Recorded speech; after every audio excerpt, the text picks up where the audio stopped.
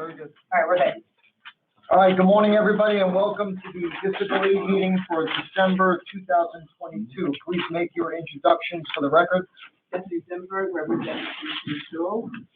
John Dorset, designee for Controller, Brad Lane. Brian Berge, representing Mayor Eric Adams.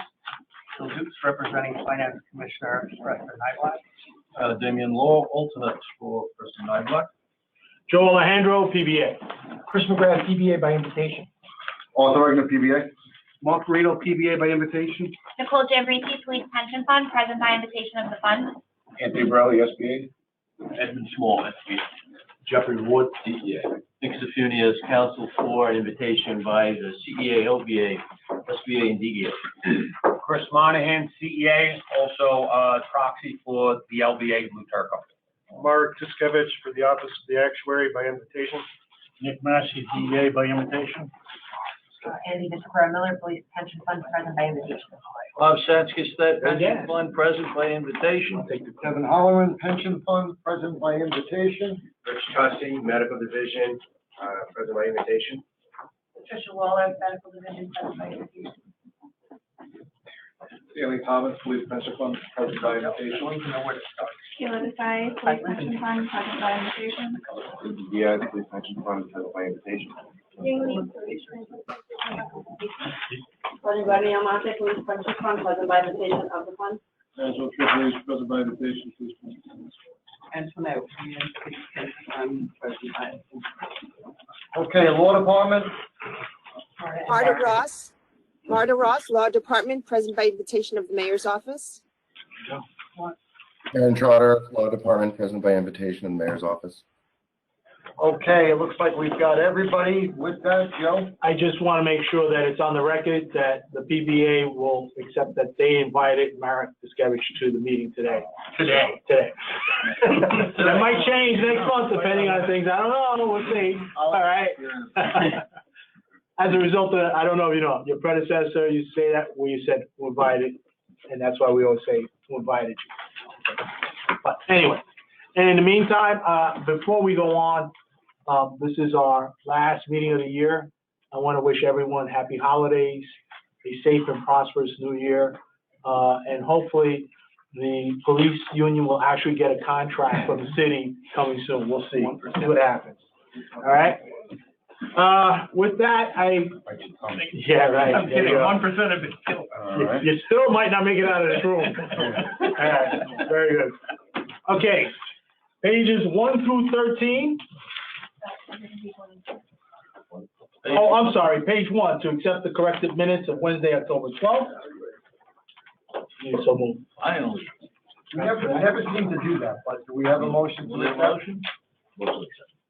Second? Second. Okay, page 2, to accept the minutes of the previous meeting, Wednesday, November 9th, and confirm the next meeting date, Wednesday, January 11th, 2023. So no. Noted? Okay, pages 3 through 13. Joe, pages 3 through 13, nothing of a controversial nature. Okay. Oh. Memorandum from Rob Senskistet regarding a transfer of contingent reserve funds from Police Pension Fund to MTA Defined Benefit Plan, Pension Plan. So nothing of a controversial nature on that. All right. Next, a memorandum from Robert Senskistet regarding a transfer of contingent reserve funds from Police Pension Fund to the New York State Police and Fire Retirement System. Nothing of a controversial nature. Larry the Joker, so move that. Okay. Next, a memorandum for fiscal year 2022 post-June band corpus funding. So I just for. Take it easy, nobody put Stanley in the corner. No. Nobody. So this is just a typical true up, if you will, from the last corpus billing cycle. Stanley, do you have the amount handy?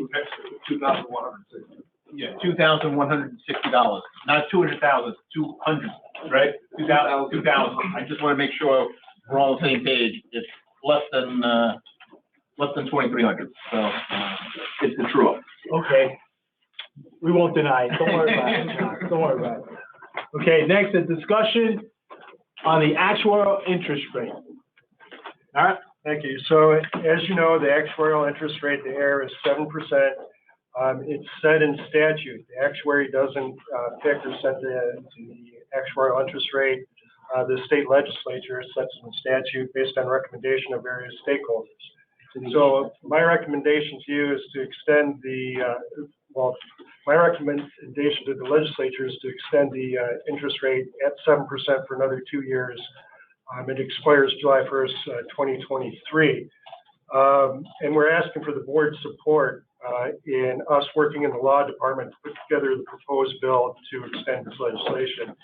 I put together a one-page slide if you're interested. It's on page 42. Would you like me to go through it, or? Might as well. Yeah. So on page 42 is, this slide. It's got 4 quadrants in it. It kind of covers the past, present, and future. So upper left-hand corner is the returns of the police pension plan over the last 40 years. I don't know if everyone got there yet, so, I'll pause for a second. Page 42? Page 42. Yeah. So everyone's good? I'm just pulling it up on the. Yeah, sorry, just started to feel like it's easier. Or harder, it seems. Very good.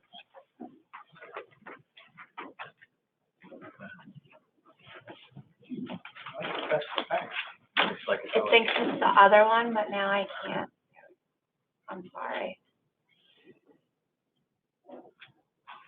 Okay. Is this the slide you need? Yep. Okay. Perfect. And you got the version in color too. So I put together this slide just to kind of show you my thinking around the recommendation. Upper left-hand corner, this is the police returns for the last 40 years. The Office of the Actuary has been tracking this since 1983, basically writing down the numbers published by the controller. It's not a perfect chart because the most recent years are net of expenses, investment expenses, and the earlier years do include investment expenses, their gross returns. But you see a lot of volatility, but over time, you see that the returns are really good for the plan.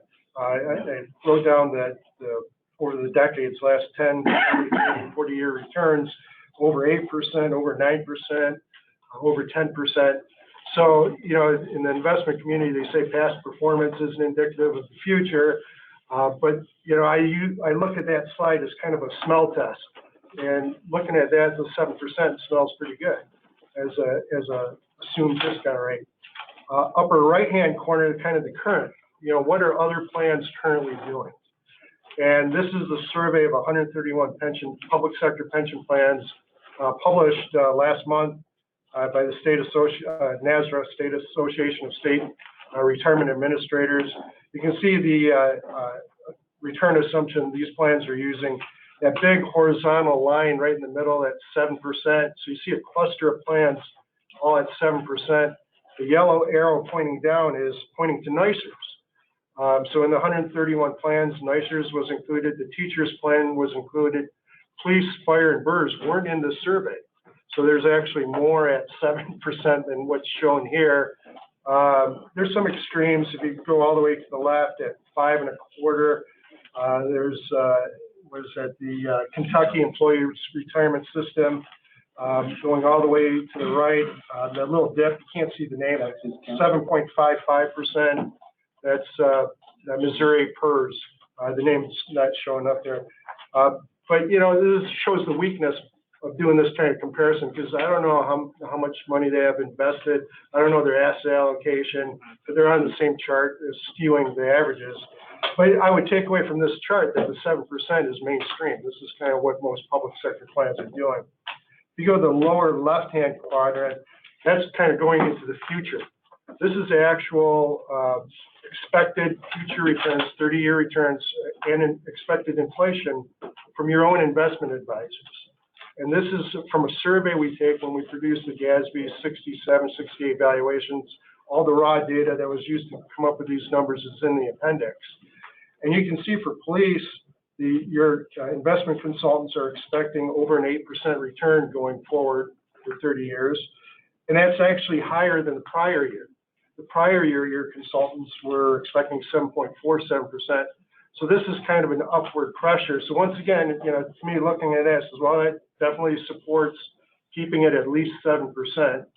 And the last quadrant is a quote from the last actuarial audit. The controller hires an actuarial auditor every 4 years. In the report, the June 2019 report, they indicated the 7% is reasonable. And the controllers also hired a new auditor, and their report, their final recommendation will be published in March 2024.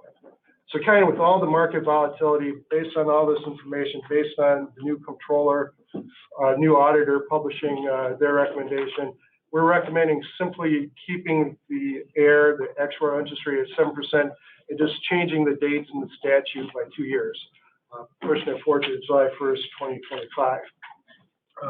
One last thing, I've been talking about the AIR. In that same statute is 3 other interest rates. Those are actual interest rates credited to member contributions. Historically, those have never changed, but they're tier 1, tier 2 contributions to the annuity savings fund and the increased take-home pay.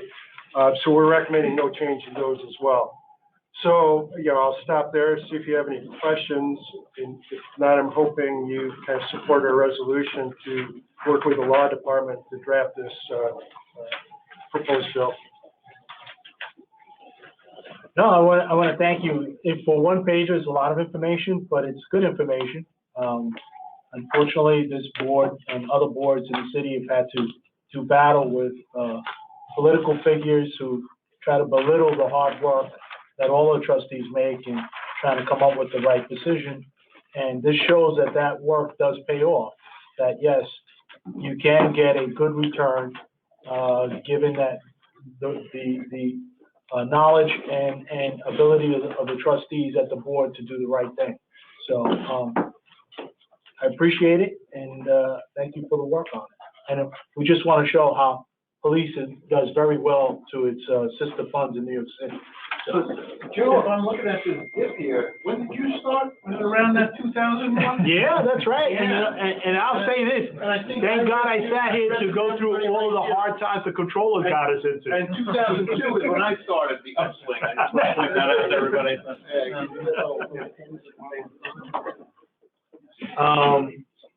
So appreciate it. Do you need a motion to go through this? Or can this wait one more month or no? It can wait, but we appreciate a formal resolution. When we submit it to the legislature, it would be a memo in support, and we can say, theoretically, all 5 systems supported this. The legislature's not gonna do anything until they're all sworn in anyway next month. So So we're just hoping that they actually change the bail laws and other things too, so. So Joe, I think I think I can speak to my office. We're supportive. We think the appropriate steps to take, considering that we'll be doing the audit with a new actuarial auditor in the coming months. It'll probably start, if not the coming year. I think it makes sense. I would just like to table it for the 1 month to review, and I expect that you'll get a call from TVA regarding. Okay. But I want to thank you. A predecessor of yours decided that they wanted to drop the assumption rate, and the law says 7%, period. So Joe, before we go into, that's the table. Right.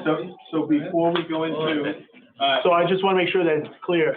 The final memorandum on the actual interest rate extension, PBA is tabled.